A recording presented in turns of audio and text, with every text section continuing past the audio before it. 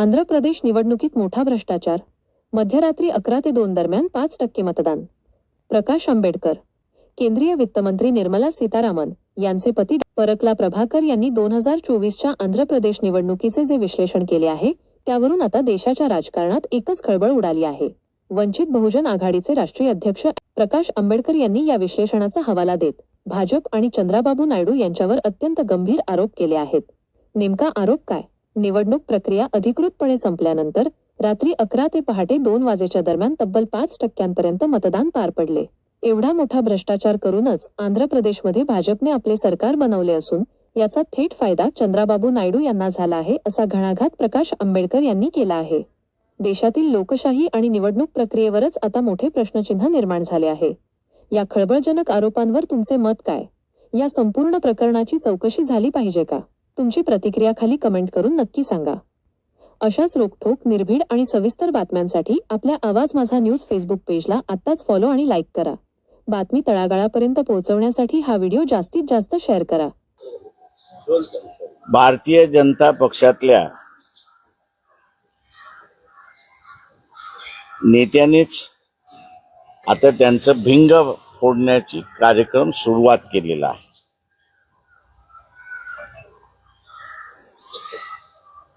अर्थमंत्री सीतारामन यांचे पती प्रभाकरन, डॉक्टर प्रभाकरन हे एक चांगले इकॉनॉमिस्ट आहेत, ॲनालिस्ट आहेत आणि त्यांनी 2024 साली आंध्र प्रदेशच्या निवडणुकीच्या पॅटर्नचं त्यांनी ॲनालिसिस केलेलं आहे आणि त्यामध्ये त्यांनी असं म्हटलेलं आहे की इलेक्शन संपल्यानंतर 5% मतदान, 4.95 असे त्यांचे फिगर्स आहेत, हे 11 ते 2च्या दरम्यान टाकण्यात आलेले आहे. त्यांचं हे विधान जे आहे ते अत्यंत गांभीर्यपूर्वक विधान आहे असं मी त्या ठिकाणी मानतो की एवढा भ्रष्टाचार करून आंध्र प्रदेशमध्ये त्यांनी असताना आपलं सरकार त्या ठिकाणी इस्टॅब्लिश केला अशी परिस्थिती आहे. चंद्रबाबू नायडूंना त्यांचा असताना फायदा झाला हा भाग आहे आणि म्हणूनच आपण बघत असाल की एस्टीन फाईलमध्ये नरेंद्र मोदी यांचं नाव आल्यानंतरही आंध्र प्रदेशचे मुख्यमंत्री चंद्रबाबू नायडू हे शांत बसलेले आहेत, कसलीच भूमिका घ्यायला तयार नाहीत. हा जो फ्रॉड आहे हा महाराष्ट्रामध्ये झालेल्या फ्रॉड सारखा आहे. महाराष्ट्रामध्ये मतदान मतदानाची वेळ संपल्यानंतर 75 लाख मतदान हे करण्यात आलं अशी परिस्थिती आहे. दुर्दैवाने मी असं म्हणेन हायकोर्टामधले 2 जज, पूर्ण हायकोर्ट असं म्हणणार नाही पण हायकोर्टामधले 2 जज यांनी चेतन आयरे, भारतीय नागरिक मतदार हे महाराष्ट्राचे इलेक्शन कशा रीतीने चॅलेंज करू शकतात. बाबा, चेतन आयरे भारतीय नागरिक आहे, मतदार आहे, कार्ड होल्डर आहे, तो जर करू शकत नसेल तर कोणी केला ह्याचा खुलासा असताना करावा, जेणेकरून मग त्याला पकडून आम्ही असताना त्या ठिकाणी सांगतो कारण का अनेक्सर 44 हा जो आहे की ज्यामध्ये रिटर्निंग ऑफिसरने पोलिंगच्या दिवशी जे घडलेलं आहे ते सगळं द्यावं लागतं, तेच सबमिट केलेलं नाही. जनतेला माझं असणारं आव्हान आहे की हे जे इन्स्टिट्यूशनल करप्शन झालेलं आहे, सरकारी पातळीवरती झालेलं करप्शन जे आहे ते आता एवढं वाढलेलं आहे की देशामध्ये आम्ही काही केलं तरी चालेल आणि म्हणून जे काही करारनामे असणारे जे झालेले आहेत भारतीय अर्थव्यवस्थेला आणि त्याच्याच बरोबर भारताला नुकसानदायक झालेले आहेत अशी असणारी परिस्थिती आहे. इथला मध्यमवर्गीय जो आहे, जो स्वतःच्या कुटुंबामध्येच फसलेला असं मी त्याला म्हणतोय, देश सुरक्षित तर कुटुंब सुरक्षित हे आपण लक्षात घ्या. त्याच्यामुळे मध्यमवर्गीयाने कुटुंबाला जसं आपण सुरक्षित करतो तशा रीतीने देशालाही सुरक्षित आपण केलं पाहिजे. आणि त्यासाठी जसं अमेरिकेमध्ये डोनाल्ड ट्रम्पच्या विरोधात no king, Americans or Democrats अशा रीतीने जे स्लोगन देण्यात आलेलं आहे, तशाच पद्धतीने भारतीय मध्यमवर्गीयाने सुद्धा आपलं स्वतःचं कॅरेक्टर दाखवण्याची असणारी गरज आहे की आम्ही सुद्धा भारतीय आहोत आणि भारतीय म्हणूनच आमचं कुटुंब सुरक्षित आहे. हे गृहीत धरून मध्यमवर्गीय इथल्या रस्त्यावरती उतरेल आणि आपला रोष व्यक्त करेल असं मी त्या ठिकाणी मानतो. आपण आता विचार. सर, म्हणजे 2024चा जो मॅन्डेट होता तो इलिगल आहे, अनकॉन्स्टिट्युशनल आहे, फॅब्रिकेटेड आहे. आणि आम्ही राहुल गांधींना असं म्हणतोय की त्यांनी जे वोट चोरी झालेली आहे जे म्हटलेलं आहे, त्यांचं आंदोलन बरोबर आहे, मी नाही असं म्हणत नाही, परंतु जे काही मतदार कापल्या गेलेले आहेत किंवा ज्यांची नावं वगळल्या गेलेली आहेत, त्यांनी कुठल्या तरी एका प्रभागाचं जर एवढी नावं होती, एवढी नावं वगळण्यात आली आणि त्याच्यापैकी एवढी माणसं त्या ठिकाणी अस्तित्वात आहेत, हे जर दाखवून दिलं असतं तर त्यांच्या आंदोलनामध्ये वजन आलं असतं असं मी त्या ठिकाणी. आम्ही त्यांना असताना म्हणतोय की ही आकडेवारी आलेली आहे, ही आकडेवारी सिद्ध करायची असेल तर तुम्हाला कुठलं तरी प्लॅटफॉर्म लागतं आणि कोर्ट हे एकमेव प्लॅटफॉर्म आपल्या इथे आहे की ज्याच्या मार्फत हे तुम्हाला आकडेवारी त्या ठिकाणी सिद्ध करता येते की अमुक अमुक प्रकार त्या ठिकाणी घडलेला आहे म्हणून लोकांनी त्याच्यावरती विश्वास ठेवू दे, हे आपल्याला त्या ठिकाणी सांगता येतं. दुर्दैवाने मी असं म्हणेन की राहुल गांधी किंवा मल्लिकार्जुन खरगे या दोघांनी अजून असं या बाबतीत गांभीर्याने विचार केलेला नाही. त्यांनी गांभीर्याने विचार करावा अशी असणारी परिस्थिती आहे असं मी त्या ठिकाणी मानतो. या प्रेस कॉन्फरन्समध्ये प्रियदर्शी तेलंग हे केंद्रीय समितीचे असणारे सदस्य आहेत, जनरल सेक्रेटरी आहेत, तर त्याच्याच बरोबर या ठिकाणी तायडे पुणे शहराचे अध्यक्ष आहेत. आपण आता विचार. सर, आपण काही कायदेशीर लढाई लढणार आहात या संदर्भात किंवा निवडणूक आयोगाला पत्र वगैरे? ते आम्ही आता असणारं जे आहे, ज्या 2 जजेसनी पत्र दिलं म्हणजे निर्णय दिला आणि चेतन आयरे हे चॅलेंज कसं करू शकतात त्यालाच अनुसरून चेतन आयरे आता त्या दोन्ही जजेसना एक पत्र लिहिणार आहेत की मी भारतीय नागरिक आहे, मी मतदार आहे, मी जे काही मुद्दे उपस्थित केले होते ते मुद्दे सेक्शन 100 हा रिप्रेझेंटेशन ऑफ पीपल्स ऍक्ट आहे, त्या कायद्याच्या चौकटीत बसत नाही आणि तो कायद्याच्या चौकटीत बसत नसल्यामुळे रिट पिटिशनचे मला दुसरा मार्ग नाही. आपण असणारा मी पेटिशनर होऊ शकत नाही आपण जे म्हटलेलं आहे, तेव्हा अशा व्यवस्थेमध्ये कोण पेटिशनर होऊ शकतो याचा असणारा खुलासा ते ऑनरेबल जज पुढे लॉर्डशिप पुढे मागणार आहेत. त्यांनी ते ड्राफ्ट केले, मला वाचायला दिलं होतं, अजून ते काही मी वाचलेलं नाही, पण त्याचा आशय मला त्यांनी सांगितला होता. कदाचित या 8-10 दिवसामध्ये त्यांचं हे पत्र दोन्ही लॉर्डशिप्सकडे जाईल अशी अपेक्षा आहे.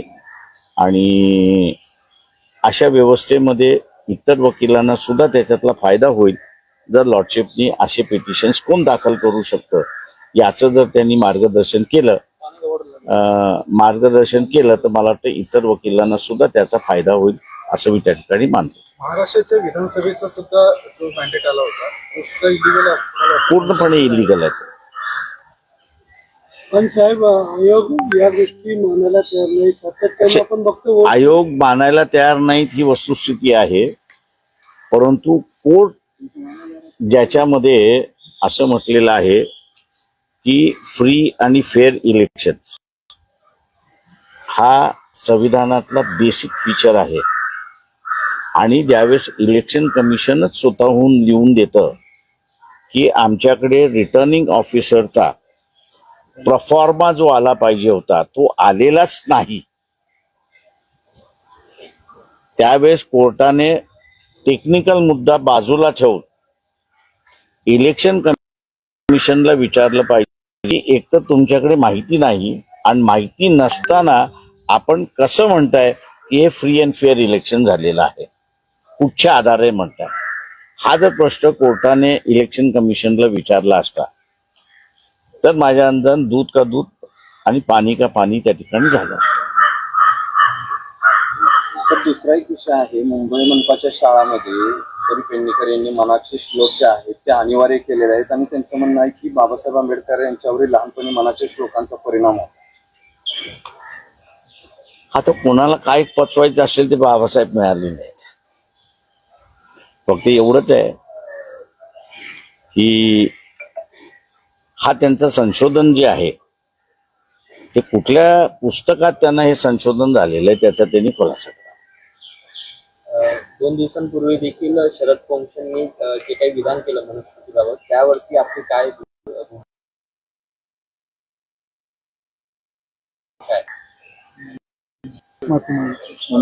प्रश्न असा आहे, पोंक्षेनीच माफी मागितलेली आहे त्या सगळ्या ह्याच्यामध्ये आणि म्हणूनच आम्ही असं मोहन भागवतांना आवाहन केलं होतं की जे कृत्य बाबासाहेबांनी केलं मनुस्मृती जाळण्याचं,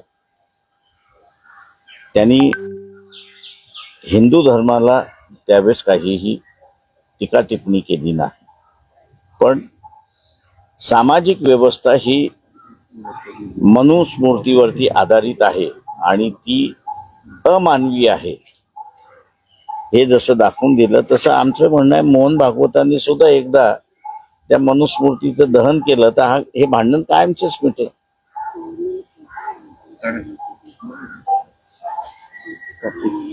तर बारामती पोटनिवडणूक होते, काय तुमचं निवडणूक लढण्यासाठी नाही, आता माझं म्हणणं असं आहे की आमचा एकच इश्यू आता राहील की आमच्या हातामध्ये पोलीस मिळालेलं प्रभाकरांचं, त्यालाच आता उजागर करत बसू ते आणि स्टीम फाईल. न्यायालयीन प्रक्रिया खूप किचकट आहे, मात्र लोकांमध्ये याच्याविषयी जनजागृती होणं आवश्यक आहे. विरोधी पक्षाने तसा प्रयत्न केला मात्र लोकांत तो असंतोष दिसत नाही की ह्या निवडणुका झालेल्या आहेत आणि त्याच्यावरून हे सगळं सरकार रेटून येते. दे मी मगाशी जे म्हणालो तुम्हाला की राहुल गांधींनी एक प्रभाग घेतला SIR याच्या ह्याच्याखाली, या प्रभागातले एवढी मतदान बाजूला काढलेलं आहे ते अस्तित्वात नाही म्हणून त्या कुटुंबाचाच फक्त एक मेळावा घेतला असता आणि त्या मेळाव्याला आपल्या सगळ्यांना जर बोलवलं असतं आणि आपल्या सगळ्यांसमोर ज्यांची नावं वगळलेली आहेत आधार कार्ड घेऊन, रॅशन कार्ड घेऊन तर कुठलेही आयडेंटिटी कार्ड घेऊन जर समोरासमोर दाखवलं असतं तर इलेक्शन कमिशन फ्रॉड कमी करतोय हे त्यांना सिद्ध करता आलं असतं. आताही तुम्हाला मी सांगतो महाराष्ट्रातल्या SIR खाली तुमच्याकडे आकडेवारी आहे का किती जण कमी होणार आहेत? नाही ना, कागदावरती लिहून घ्या 2,90,00,000 मतदार महाराष्ट्रातले कमी होणार आहेत.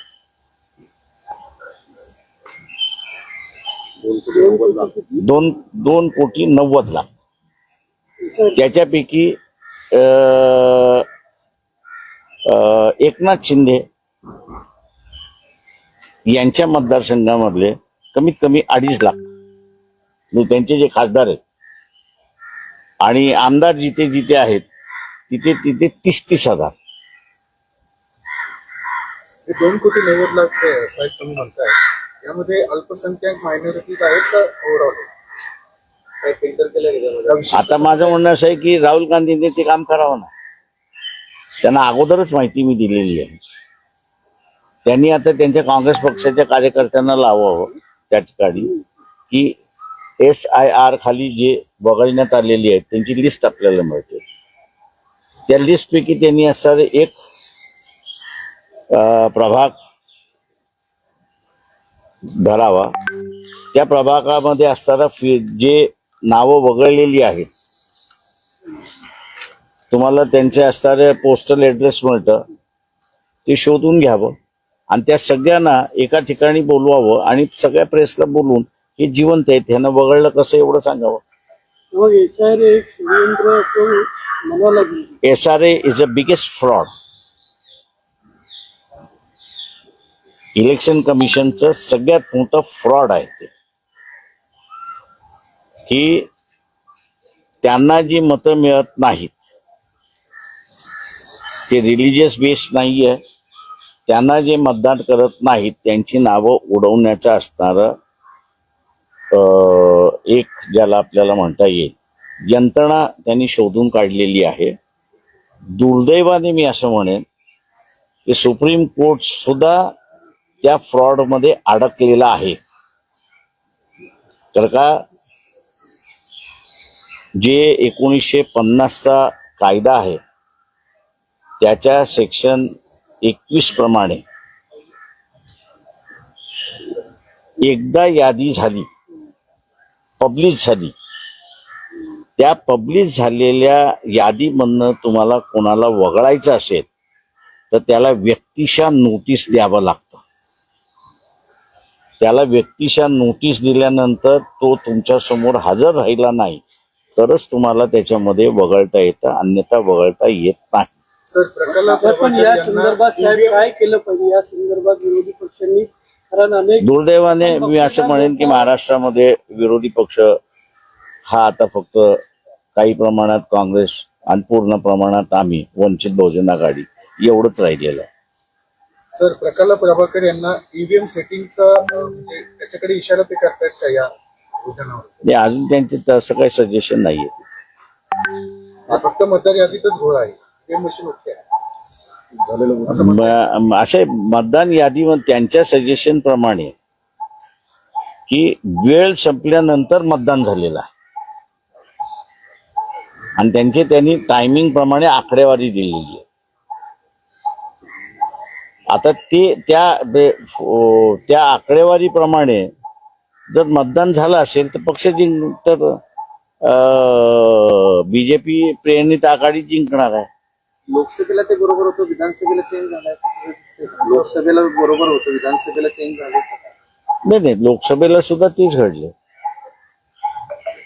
फक्त तुमची लाट असं आहे की कुठल्याही ह्याच्यामध्ये मॅन्युप्युलेशन ज्यावेळेस करता त्यावेळेस तुम्हाला 100% मॅन्युप्युलेशन करतायत. त्याचं पर्सेंटेज तुम्हाला ठरवावं लागतं ठरतं. पण लाटच जर तुमच्या 50% विरोधातली लाट असेल तर तुम्ही काहीच करू शकता. दुसरे कसे जनगणना होत्या तर 27 पर्यंत चाललंय हे सगळं तर त्याचा काय परिणाम ते सगळ्यात मोठं असणारं ओबीसीने लक्षात घ्यावं की त्यांना जातनिहाय जनगणना पाहिजे होती पण ओबीसीने नाही. आता ओबीसी काय करणार ते बघितलं पाहिजे. सर अमित शहा म्हणतायत की देशातून नक्षलवादी जी चळवळ आहे ती पूर्णपणे संपलेली आहे. भारतात नक्षलमुक्त झालेली. तुमचं काय मत? अजून तेवढा नाही अभ्यास केला. बरेचसे नक्षलवादी शरण आलेले आहेत. गडचिरोलीमध्ये एक मोठा कार्यक्रम पण झाला. तर नक्षलवाद संपला असं त्यांचं विधान. तुमचं काय मत? एक फक्त त्याचा मापदंड सांगतो आपल्याला. नक्षलवादाच्या संदर्भातला एक कायदा आलेला आहे. शासन म्हणत असेल की नक्षलवाद संपला असेल तो कायदा विड्रॉ करून टाकावा. रद्द झाला म्हणून सांगावं, म्हणजे मग लोक विश्वास ठेवतील. अशोक खरात हे ट्रम्प सारखं बोलणं झालेलं आहे.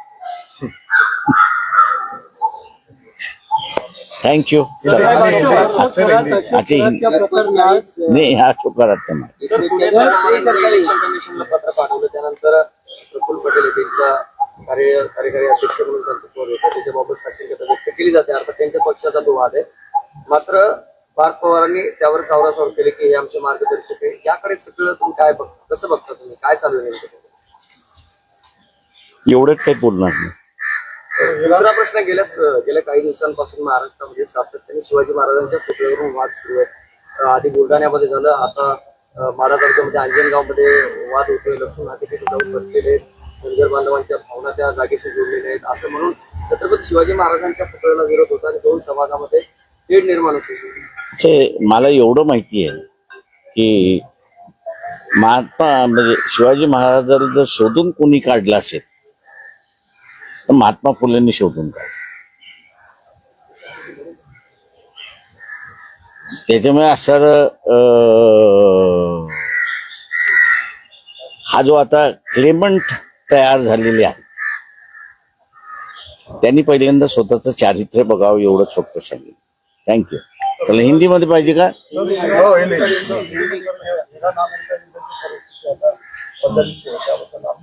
हा ती हिंदीमध्ये देतो, मग तुम्हाला देतो त्याच्यावर. आपलं पहिलं रोल हिंदी.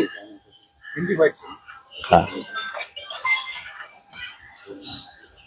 भारतीय जनता पार्टी के अभी कुछ सदस्य जो है